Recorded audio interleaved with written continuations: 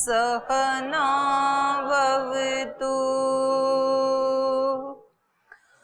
सहनौ भुनक्तु सह वीर्यं करवावहै तेजस्विनावधीतमस्तु मा विद्विषावहै।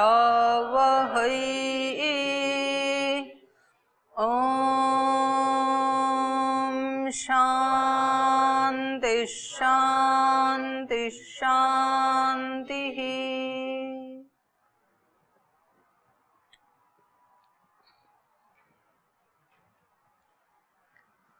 हम पढ़ रहे थे जो लोग भगवान की, वेद की, ऋषियों की, समाज की, लोक की, संविधान की मर्यादा को जो स्वीकार नहीं करते हैं तो उनका अस्तित्व, उनका व्यक्तित्व कैसा होता है, और जब वो ऐसा आचरण करते हैं तो उसका परिणाम क्या होता है, उसका प्रतिफल क्या होता है।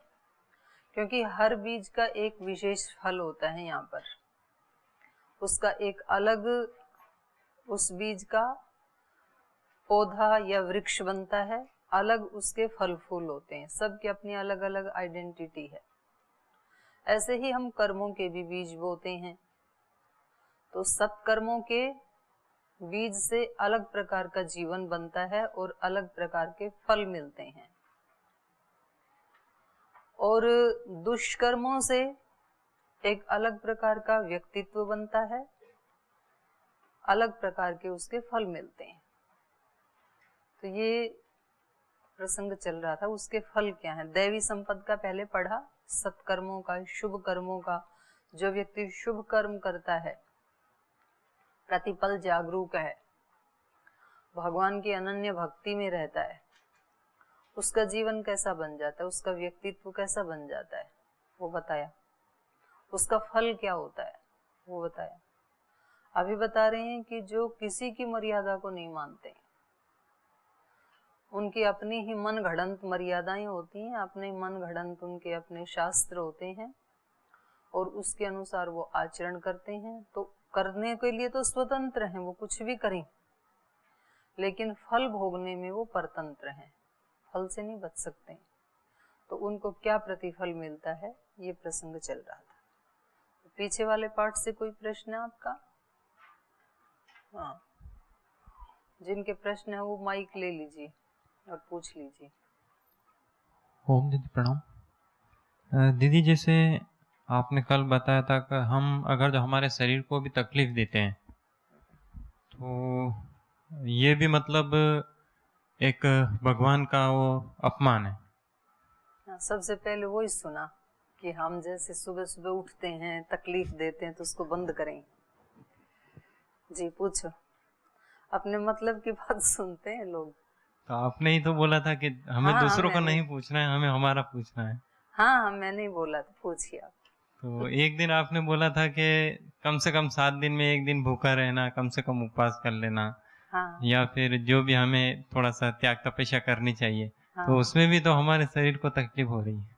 उतने में भी 8 दिन में, एक दिन में भी तकलीफ तो हो तो रही है ना। उसमें तकलीफ नहीं, आराम मिलता है। मशीन बेचारी ओवरलोड हो करके परेशान हो रखी है। एक बार जो खाना डालते हैं ना जी। वो पूरा प्रोसेस छोटी आंत फिर बड़ी आंत में जाने के लिए उसको 18 घंटे चाहिए होते हैं, एक बार जो खाया।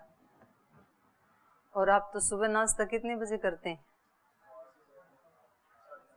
7:30 पौने 8 फिनिश करते हैं, और 12 बजे फिर टूट पड़ते हैं। 18 घंटे चाहिए उसको, आप तो 4 घंटे में ही उस पर और डाल दिया।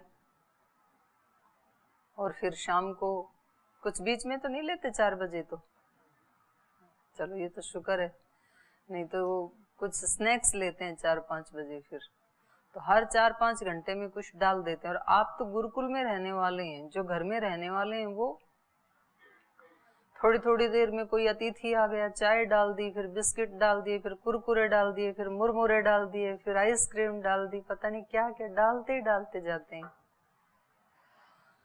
तो हमारी जितनी भी बीमारियां हैं ना, उनको हमारा प्राण ही ठीक कर देता है, और जो हमारे दोष हैं शरीर में उनको भी प्राण ठीक करता है, अगर प्राण पुष्ट हो तो। लेकिन प्राण को बेचारे को रिपेयरिंग ठीक करने के लिए टाइम मिले तब। प्राण को तो पूरा पेल रखा है उसके ऊपर, आंत के ऊपर ही, तो रिपेयरिंग कब करे? वो खाना पचाने में ही लगा रहता है बेचारा। इसलिए जो योगी होते हैं वो इसीलिए बीमार नहीं होते हैं, उनका जो प्राण है वो बहुत खाली खाली रहता है, एंगेज नहीं रहता है। तो वो सारी शक्ति ना पूरे शरीर की मेंटेनेंस में ही लगा देता है प्राण अपनी शक्ति।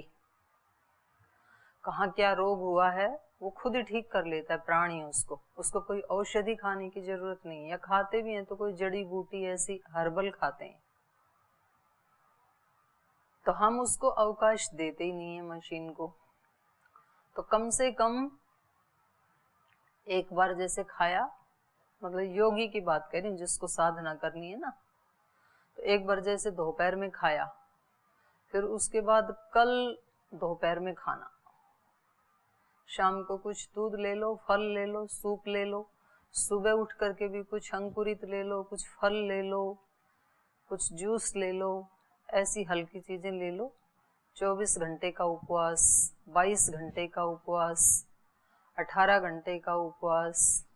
उपवास मतलब ये रोटी चावल आदि ऐसी चीजें नहीं खाना, उपवास में फल आदि तो खा ही लेते हैं ना। तो रोजाना कम से कम 8-10 घंटे का उपवास, 12 घंटे का उपवास तो सबको करना चाहिए रोज।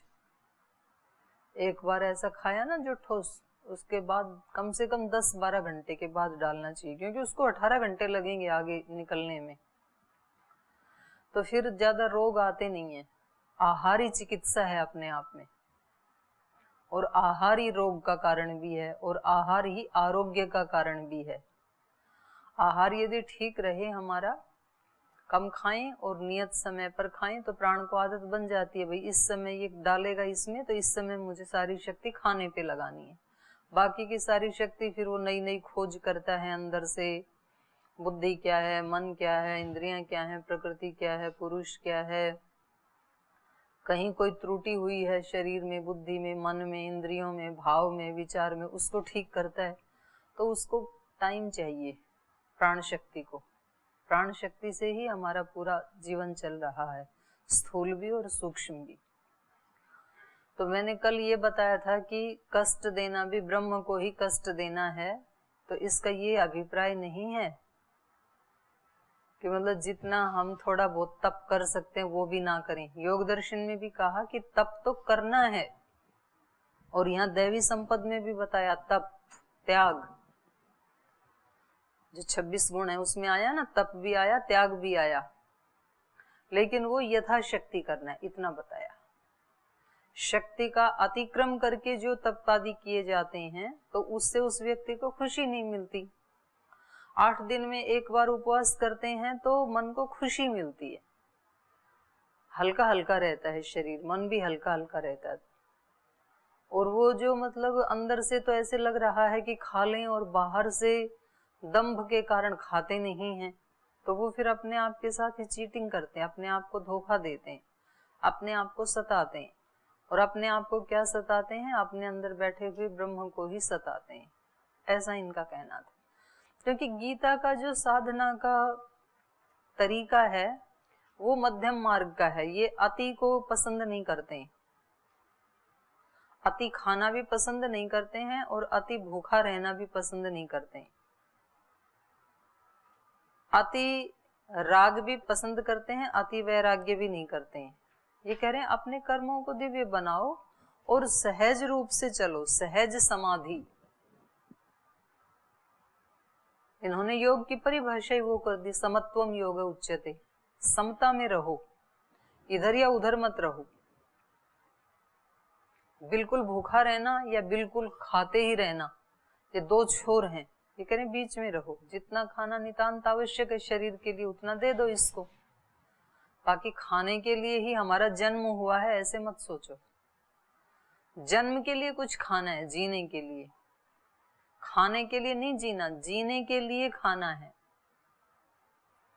मरना जाए इसलिए थोड़ा खाना है। तो ये मध्यम मार्ग को लेके चलते हैं गीताकार। ये और छोर पे जीने को पसंद नहीं करते हैं।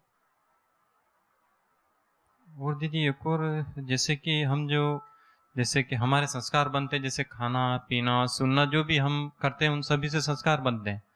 तो मैं मतलब किसी की निंदा नहीं कर रहा हूँ, पर बाकी हमारी जो बहनों की इधर हैं, हर मतलब शाम को जैसे संध्या का जो समय होता है उसमें अल्लाह मेरे मौला मेरे वो 2-3 गीत रोज लगाए जाते हैं।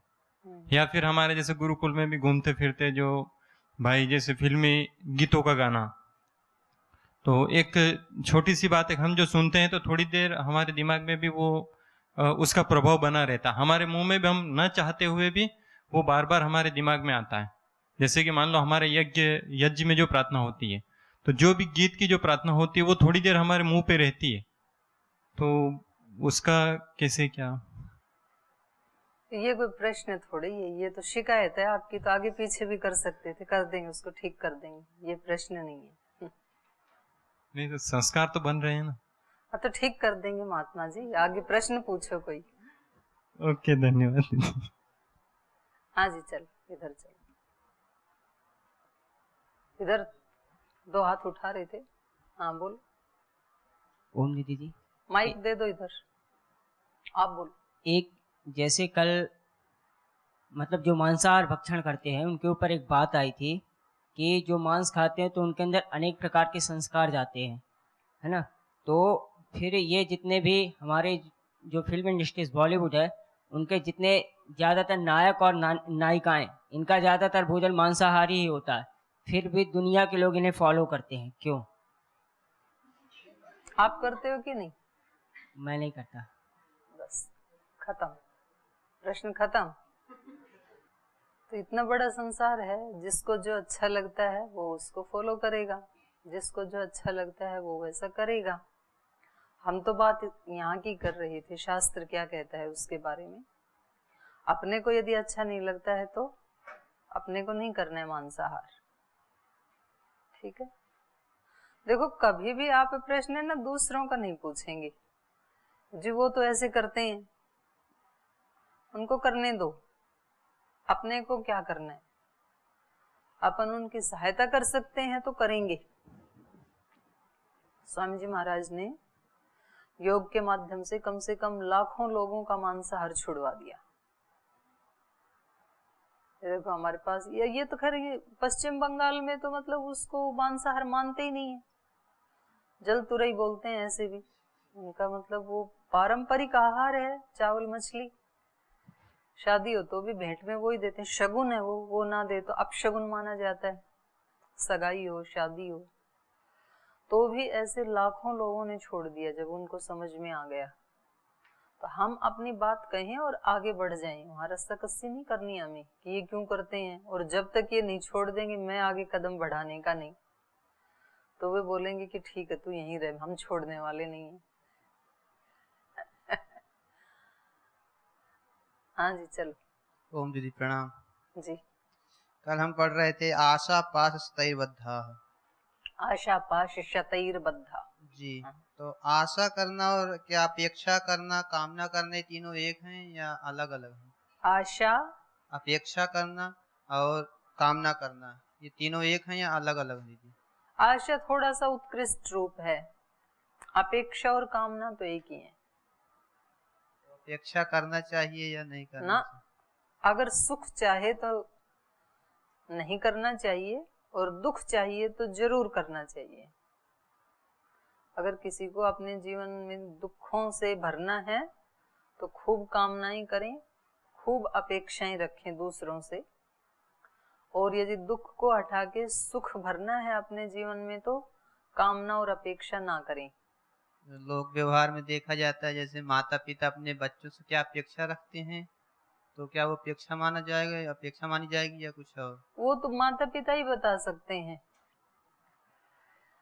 कि उनकी अपेक्षाएं हैं, कामनाएं हैं या सद्भावनाएं हैं अपने बच्चों के हमारा प्रति। पुत्र ऐसा हो, हम ये कामना करते हैं। वो उनका भाव कैसा वो व्यक्ति ही बता सकता है। बाहर से हम उसको एक तरफा निर्णय नहीं दे सकते हैं कि ये गलत है कि सही है। अब अपने बच्चों के लिए यदि सत्कामना करते हैं, हमारे बच्चे लायक बने, सब प्रकार की सुख समृद्धि इनके जीवन में आए, ऐश्वर्य आए, सुयश आए, तो ये उनका आशीर्वाद भी हो सकता है। और जब तक इनका नहीं आएगा तब तक हमें शांति नहीं मिलने की है, तो फिर ये उनकी कामना है।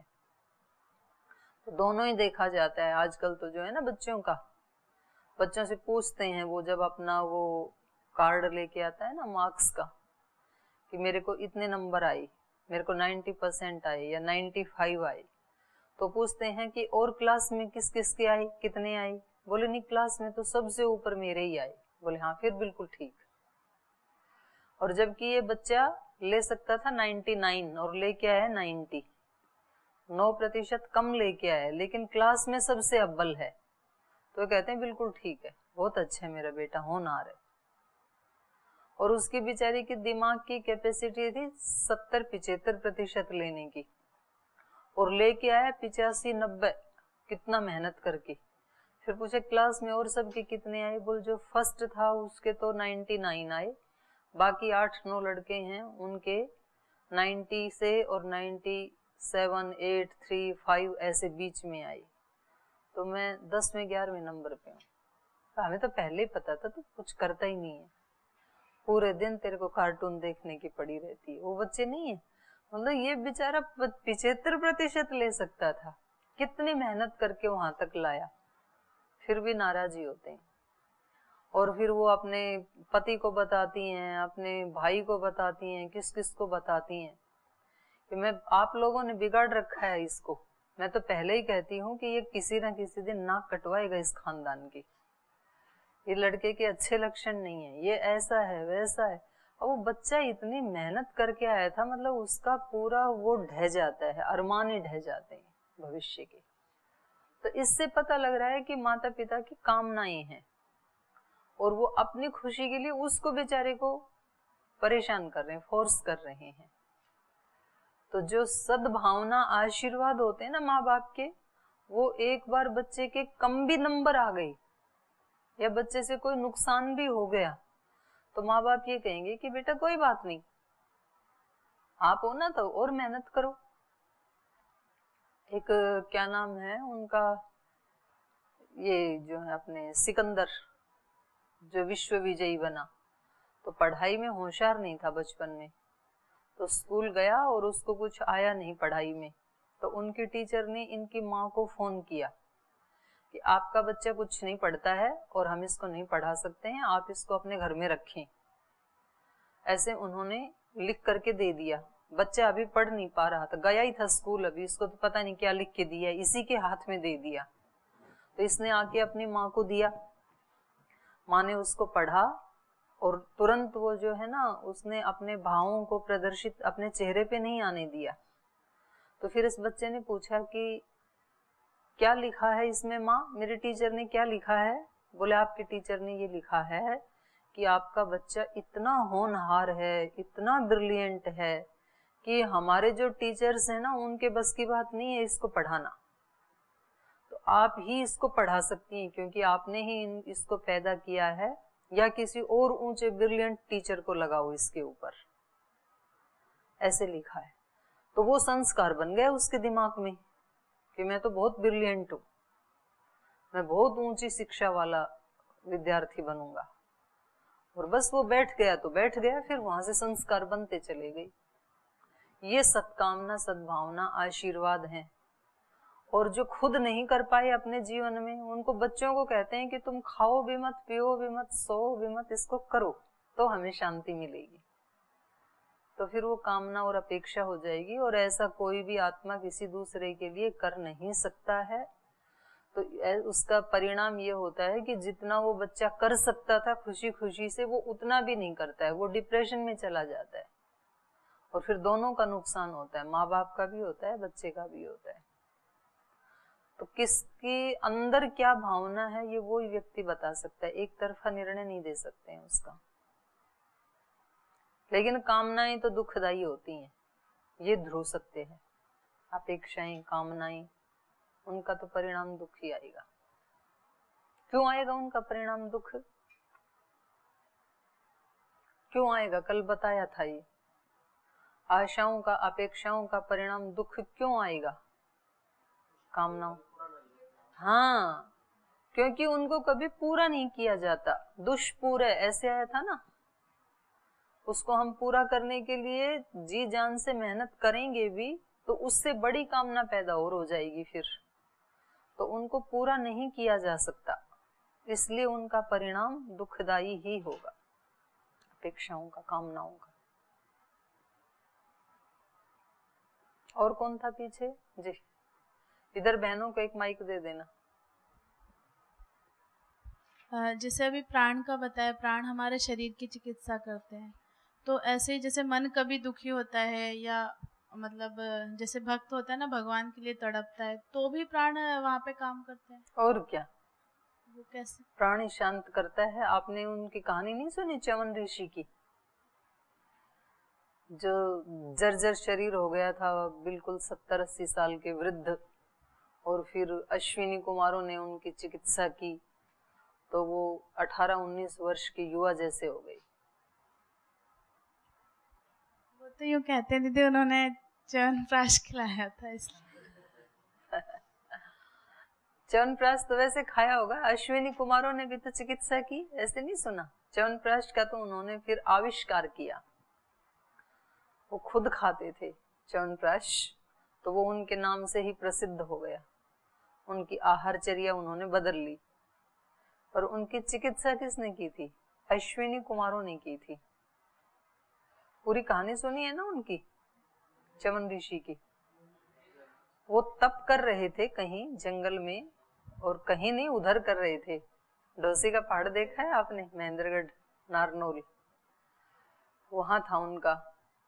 तो वो जो एरिया है वो दीमक वाला एरिया है, अभी भी ऐसा ही है वहां पे। कोई पुस्तक यदि आपने बाहर छोड़ दी ना तो सुबह मिट्टी मिलेगी, पुस्तक नहीं मिलने की, इतनी दीमक है वहां पे। तो ऐसे बैठे थे तो उनके पूरे शरीर पे वो लग गई, दीमक लग गई। संप्रज्ञात समाधि में चले गए। तो वहां तो जरूरी नहीं है कि कोई 10-15 साल तपस्या की होगी, अगर वो 12, 14, 20, 24 घंटे भी उसमें रहे होंगे तो भी लग जाएगी, वहां इतनी दीमक है। तो वहां के जो राजा थे वो शिकार करने गए थे, पूरी अपनी उसको सेना को लेकर के, उनकी बेटी भी साथ थी, उसकी सहेलियां भी साथ थी, तो वो उधर घूम रहे थे। तो उन्होंने देखा ये मनुष्य की आकृति का टीला बना हुआ है इसका, और उसमें कुछ वो चमक रहे थे, 2 आंखें। तो उन्होंने ऐसे समाधि लगाई होगी आंखें खोल के संप्रज्ञात समाधि, और उसने तिनका दे दिया, उसमें क्या है इतना चमक रहा है, तो ये उसके साथ खून आया एकदम से और उसकी समाधि टूट गई। ऋषि की आंख फूट गई ना, उसकी दोनों आंखें फूट गई, उसने दोनों में तिनका दिया। बच्चे ऐसे ऐसे काम करते हैं ना उल्टे सीधे, उसकी समाधि टूटते ही फिर वो नाराज हो गया और उन्होंने शाप दे दिया तुरंत, जिसने भी मेरी आंखों का ये बुरा हाल किया है उसके पूरे खानदान को दारुण दुख प्राप्त हो, ऐसे कह दिया उन्होंने। तो वो पूरी सेना के जो मनुष्य थे, घोड़े थे, हाथी थे, सब के बहुत पेट में पीड़ा होने लगी। तो सब हाहाकार करके राजा के पास आई। तो राजा ने कहा कि ये कोई फूड पॉइजनिंग तो नहीं हो सकती, कुछ ना कुछ जरूर कोई ना कोई गलती हुई है किसी से। तो वो इस तरह से विचार विमर्श कर रहे थे, तभी उनकी बेटी दौड़ करके आई। उन्होंने वो कह ही रहे थे कि भाई पता लगाओ किसी से कोई अपराध तो नहीं हुआ है। तो उसकी बेटी ने कहा कि मुझे अपराध का तो नहीं पता, पर हम वहां घूमने गए थे तो कोई चमकती हुई 2 चीजें थी, हमने उसमें जैसे ही तिनका डाला उसमें से खून आया, तो हो सकता है वहां किसी प्राणी को कष्ट मिला हो। तो वो सब मिल करके फिर वहां गए, उसको मिट्टी को हटाया तो उन्होंने देखा ऋषि हैं ये तो उन्होंने बताया कि ये भूलवश ऐसे हो गया, आप क्षमा कर दो। तो उन्होंने कहा क्षमा कुछ नहीं होता है, मेरी दोनों आंखें चली गई, मेरी दिनचर्या मेरा काम सब वो कौन करेगा। तो इससे पता लगता है कि शायद उनकी 1-2 दिन की ही समाधि लगी होगी, क्योंकि वो अपना यज्ञ हवन आदि सब करते थे। तो उन्होंने कहा मेरी दिनचर्या में बाधा पड़ेगी, तो ये दंड इसका यही है, जिस व्यक्ति ने ये अपराध किया है वो व्यक्ति मेरी सेवा में नियुक्त कर दिया जाए। और राजा को तो बोले जी मैं सैकड़ों नौकर लगा दूंगा, पर आप उस व्यक्ति को मत लगाओ, क्योंकि वो मेरी बेटी है, तो कैसे यहाँ छोड़ के जा सकता हूँ निर्जन वन में उसको। तो उनकी बेटी ने कहा कि आप पिताजी चिंता मत करो, मैं करूंगी इनकी सेवा। तो वो बोले कि सेवा तो ना अपनापन से होती है, ऐसे कोई किसी की सेवा नहीं करता है। जब अपनापन जुड़ता है ना किसी के साथ, तब सेवा की जाती है। तो इसकी शादी मेरे साथ करोगे, ये मेरे को पति रूप में स्वीकार करेगी तो मेरी सेवा करेगी, नहीं तो नहीं करेगी। ये अगली मुसीबत। वो इतने बुजुर्ग बूढ़े आदमी, ये राजकुमारी, इतनी कैसे शादी की जाए। और राजा के कितने अरमान रहे होंगे। तो भी उस लड़की ने बड़ी हिम्मत दिखाई। सुकन्या नाम था उसका। उन्होंने कहा कि मैं करूंगी, इनके साथ शादी करके ही इनकी सेवा करूंगी, क्योंकि मैंने अपराध किया है और मैं तब करूंगी। आप सब ये ले जाओ, मेरे वस्त्र आभूषण आदि सब ले जाओ। और उन्होंने अपना सिंपल से कपड़े पहन लिए और सेवा करने लगी वो। ये दुखी मन से सब चले गए राज परिवार के लोग। तो वहां एक नदी है पास में ही, वो वहां से वो पानी वानी लाती थी और उनका हवन आदि का सब तैयारी कर देती, फिर वो आके हवन करते थे, उनका खाना, पूरी सेवा करती थी। तो राजकुमारी थी, तो कहते हैं कि जैसे वो नदी पे पानी भरने के लिए गई तो अश्विनी कुमार वहां पर आ गए, जो देवों के वैद्य माने जाते हैं। तो उन्होंने कहा हम कितने सुंदर हैं, आप हमारे साथ शादी कर लो, वो बूढ़े आदमी के साथ क्यों शादी करके आप जीवन बर्बाद कर रही हो। उसने कहा वो मेरे पति हैं, ऐसे नहीं बोलना उनके बारे में, बुढ़ा आदमी ऐसे नहीं बोलना, अभी तो बोल दिया, अगली बार बोला तो मैं आपको शाप दे दूंगी। तो वो डर गए शाप के नाम से। फिर तो वो जैसे ही आई तो उसके पीछे पीछे आए, उसने कहा कि मैं आपको तभी, हाँ उसने शाप दे दिया कि जिसको आप बुढ़ा कह रहे हैं ना, तो आप जब तक उनको ठीक नहीं करेंगे आप यहीं इस पृथ्वी लोक पे ही रहेंगे, आप स्वर्ग जा नहीं सकते। तो उन्होंने कहा ठीक, हम ठीक कर देंगे, तू हमारे को जल्दी से वो दिखा रोगी, हम अपने परम धाम में जाएं, यहाँ कहाँ जंगल में हमें रख दिया। उन्होंने जाके देखा, उनकी चिकित्सा शुरू की और उनकी दृष्टि भी लौट आई और उनका जो जर्जर शरीर था वो 18-19 वर्ष के किसी युवा जैसे वो शरीर हो गया। तो वो लड़की फिर लेके गई अपने पिता के पास, उनको ऋषि को। पिता देखते ही नाराज हो गए, लड़की ने तो बिल्कुल ही नाक काट दी, ऋषि के साथ इसकी शादी करके आए, ऋषि को छोड़ के किसी और के साथ शादी करके हमारे पास आ गई है। और नाराज हुए। तो वो बोले कि आप मेरी बात तो सुनो, कुछ नहीं सुनना हमें, ये किया क्या तूने, उसी समय मना कर देती, बात तो सुनो, मुझे कुछ नहीं सुनना, चली जाओ यहाँ से। फिर उसी ने ही बोला कि वो मैं ही हूँ जिसके साथ शादी की थी। उसने कहा आप कैसे हो सकते हैं, हमने तो ऋषि के साथ, मैं ही ऋषि हूँ, तो आपका ये कैसे कायाकल्प हो सकता है। तो फिर उन्होंने पूरा वृत्तांत बताया। ये है समझाने के लिए कथा।